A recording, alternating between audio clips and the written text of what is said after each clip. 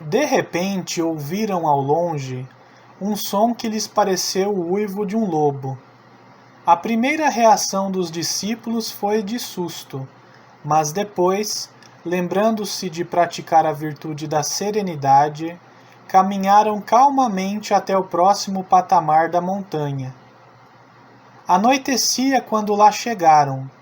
Em meio à penumbra, viram diante de si um belíssimo lobo, de porte nobre e notáveis olhos claros. Mestre Lobo ficou impassível diante dos discípulos. O que chamava mais atenção na figura do lobo eram a dignidade da postura e a limpidez do olhar. Mestre Oriel, voltando-se para os discípulos, informou-lhes: saibam que Mestre Lobo é capaz de enxergar com perfeição, mesmo quando envolvido pelas trevas mais espessas. Sejam como ele, desenvolvam a capacidade de enxergar claramente aquilo que está por trás dos acontecimentos, mesmo quando estiverem cercados pelas trevas da ignorância. Façam como o Mestre Lobo. Procurem perceber a luz da verdade nos momentos mais difíceis da vida. Assim que Mestre Oriel terminou a sua exposição, Mestre Lobo tomou a palavra. A pedido de Mestre Oriel, vou transmitir-lhes a quinta virtude que vocês devem desenvolver: a humildade na conduta. Em primeiro lugar, quero que saibam que ser humilde é praticar a despretensão na ação.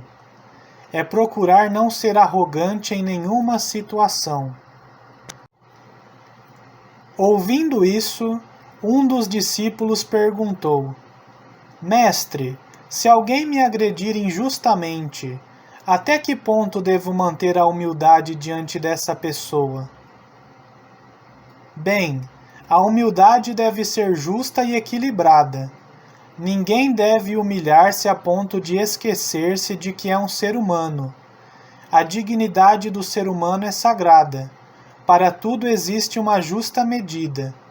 Por outro lado, se a vida o colocar numa posição de superioridade, pratique sempre a virtude da humildade. Os antigos costumavam dizer sabiamente: quanto mais longe fores e mais alto estiveres, mais humilde sejas. Dessa forma agradarás mais a Deus. Esse é um grande ensinamento. Mestre Lobo parou um instante e percorreu com o olhar o rosto dos 7 discípulos. Depois, com um brilho de contentamento em seus belíssimos olhos claros, continuou: vocês terão muito a viver e muito a fazer. Por isso, ao agirem, nunca se esqueçam de que o orgulho separa os homens, ao passo que a humildade é capaz de uni-los. Não se esqueçam também de que o excesso de amor próprio incita a falta de humildade, que por sua vez provoca tempestades. Em outras palavras, podemos dizer que todo copo cheio demais derrama. Encantados com a simpatia demonstrada por Mestre Lobo, os discípulos agradeceram-lhe a generosidade de ter compartilhado com eles tanta sabedoria. Pediram-lhe então para pernoitar na gruta ali existente, para que eles pudessem impregnar-se da virtude da humildade. Com um gesto de simpatia, Mestre Lobo assentiu imediatamente. No dia seguinte, pela manhã, os discípulos despediram-se do seu quinto mestre e prosseguiram a escalada em direção a um novo desafio e a uma nova etapa.